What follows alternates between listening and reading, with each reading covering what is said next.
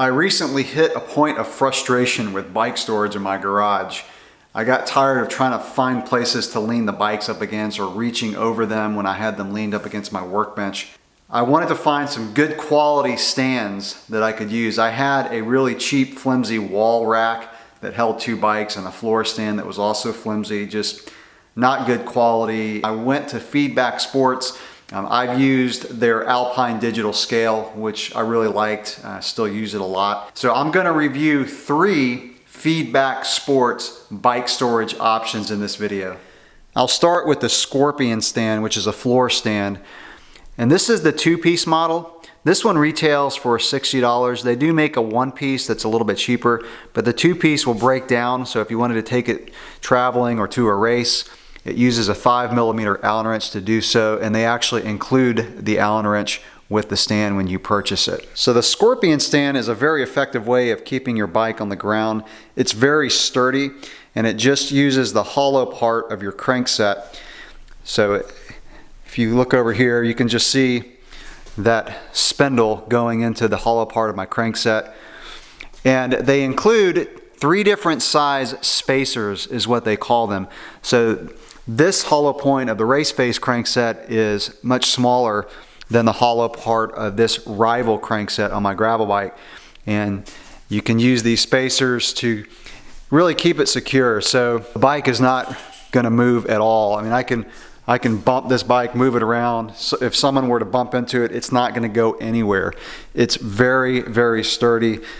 And the stand is, really good quality material.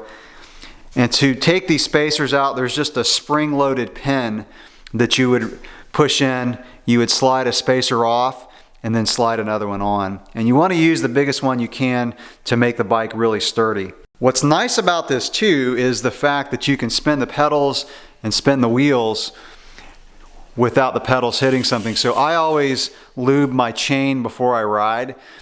And before, when I had the bike leaning up against something, half the time the pedals would hit whatever I was leaning the bike up against. It was really frustrating. So this, I can just spin the pedals and lube my chain. And if you want to do some work on your bike too, by spinning the pedals, if you wanted to shift the gears and things like that, especially if you didn't have a work stand like this, you could do some maintenance with the bike on the ground. Like I said, it's really sturdy. So that is the Scorpion floor stand, and the weight limit on this is 50 pounds, so you could probably even put an e-bike on there if you needed to. The next thing that we'll take a look at is called the Velo Wall Rack 2D. This is an option for mounting a single bike securely against a wall. It retails for about $42. Like the Scorpion floor stand, this too is very good quality. It's very sturdy. It is not moving around at all. I mean, I can put some pretty good pressure on that and the arms stay really stiff. Mounting it, you obviously want to mount it into a stud. It has this little cover that you can remove to access the mounting screws. And so it's got one at the top, one at the bottom. It's got these rubber cradles that contact the bike that are very soft, so you're not going to damage the finish of your frame. Also, the arms are adjustable. So it's got, you use a 3mm Allen wrench on the back side of this and right here, and you can slide those arms back and forth. So if you had a trail bike that had wider handlebars, you could slide it out. And what I'll do is I'll go ahead and put my trail bike in this.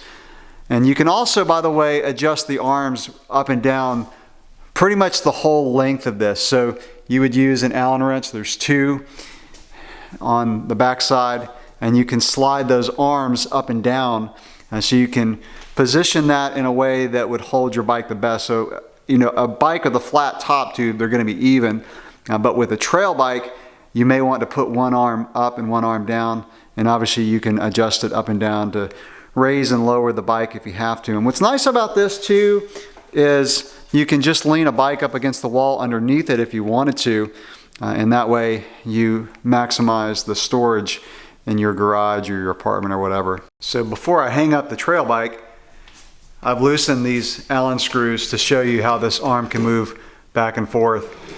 So again, you can get some really good adjustment there. And these are the screws that I was talking about that you would loosen in order to slide the arms up and down for different configurations. And that's what the wall rack looks like with a mountain bike hanging on it. So I could bring this left arm out a little bit if I wanted to get the rear wheel away from the wall a little bit more. This too has a 50-pound weight limit, so you could even hang a pretty heavy downhill bike on this if you wanted to. And the last thing I'll review is a freestanding floor rack that Feedback Sports calls the Velo Cache. So this is a freestanding rack that holds 2 bikes, 40-pound capacity per bike, so 80-pound total. And this is a really nice option if you were renting an apartment or just didn't want to drill into a wall and you wanted to store 2 bikes and get them both off the ground. And it's very, very sturdy. So I was using one before that just leaned up against the wall, and it was really flimsy and the arms would fall down every time I took a bike off. These arms are held on just like the wall rack that I reviewed, with 2 Allen bolts in the back, and you can slide these up and down the whole stand. And this stand retails for about 170 bucks. It took me about 25 minutes to put together, pretty easy assembly. If you get one of these, just know that the 2 back screws, so the screws that hold those back legs, are a different size than the front ones. The front one's a little bit smaller, so just realize that when you put it together. It's got rubber feet on the bottom, so not only will it protect your floor, like if you had to use it on a wood floor, but it also keeps it from moving around.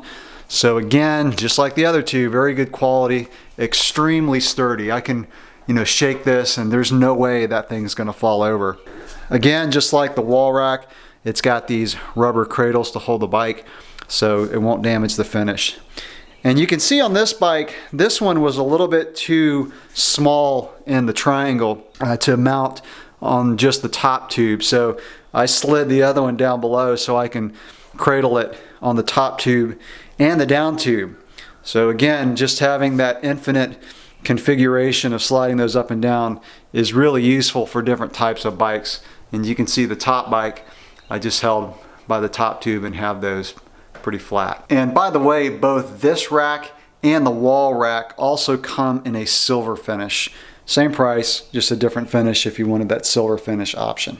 So there you go, 3 really good options for storing bikes in your garage, especially if you hit a point of frustration like I did of trying to find places to lean your bikes up against and worried about people bumping them over or knocking them into each other. So check them out, feedbacksports.com. They also sell work stands and a lot of other innovative products for storing your bikes or working on your bikes. Any questions or comments, leave them below. Thanks for watching.